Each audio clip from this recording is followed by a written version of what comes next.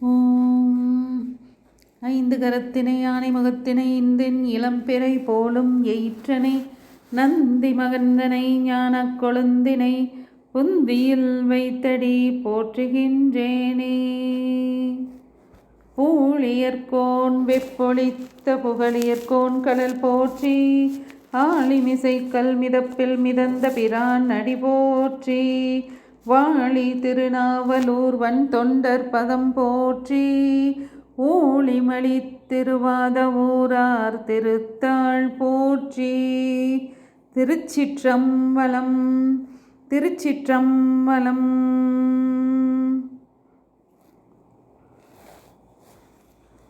திருஞான சம்பந்தர் வரலாறு. சைவம் தழைக்க வந்த நூல்கள் 12 திருமுறை. அவற்றுள் முதலாவதாக விளங்குவது திருஞான சம்பந்தர் அருளிய தேவாரம். 3 திருமுறைகளாக உள்ளது.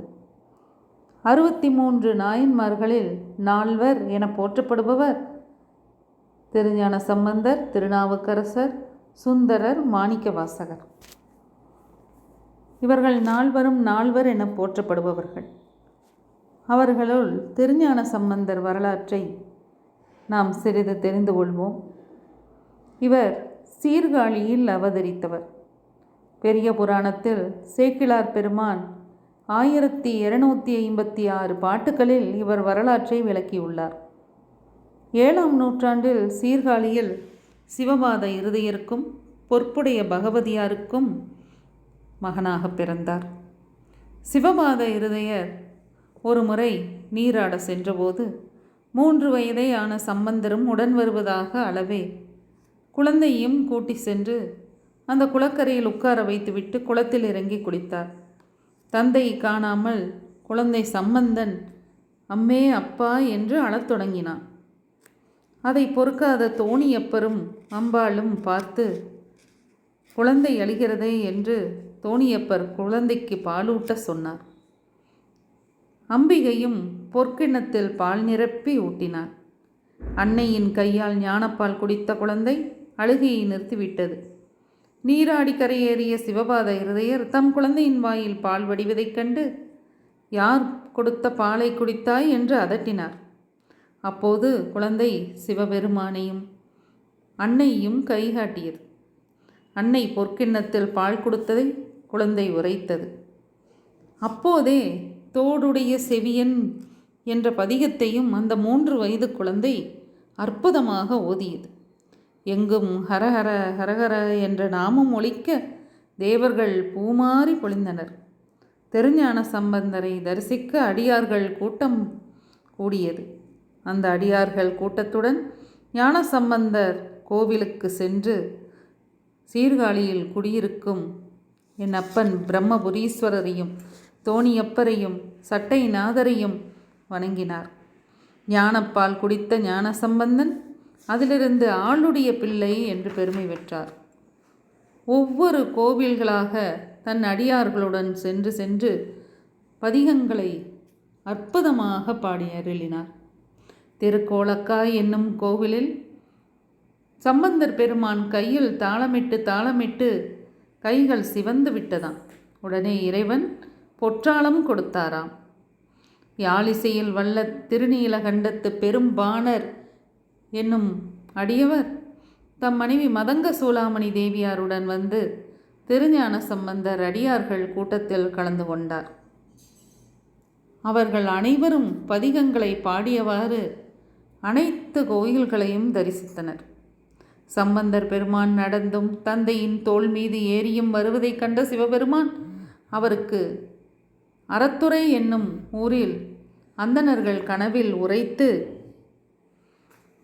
முத்துச் சிவிகை குடை அளித்து சம்பந்தரை வரவேற்க செய்தாராம்.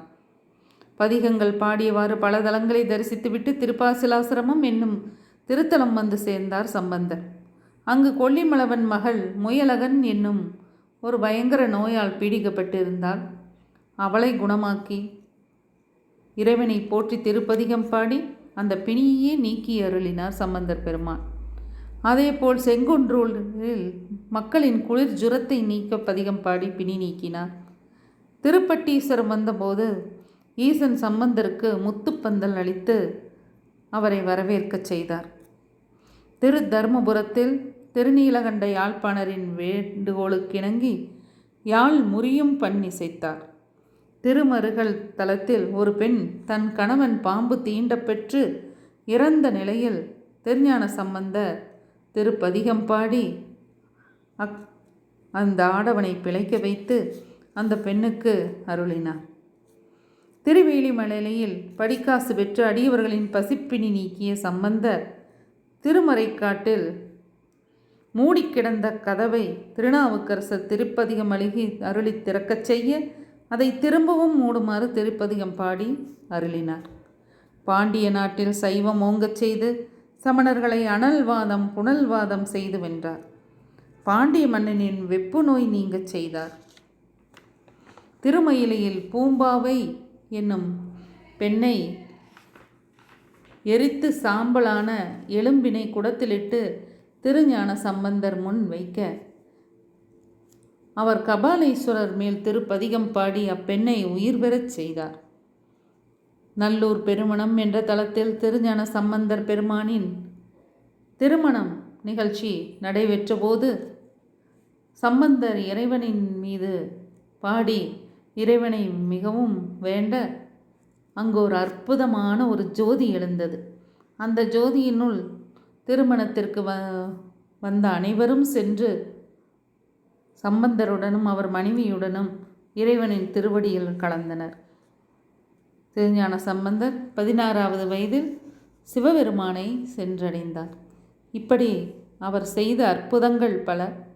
அவற்றை பற்றி நாம் சிறிது தெரிந்து கொண்டு 12 திருமுறை என்னும் அற்புதமான தேவார பாடல்களில் முதலாம் திருமுறையான திருஞான சம்பந்தரின் தேவாரத்தை பார்ப்போம்.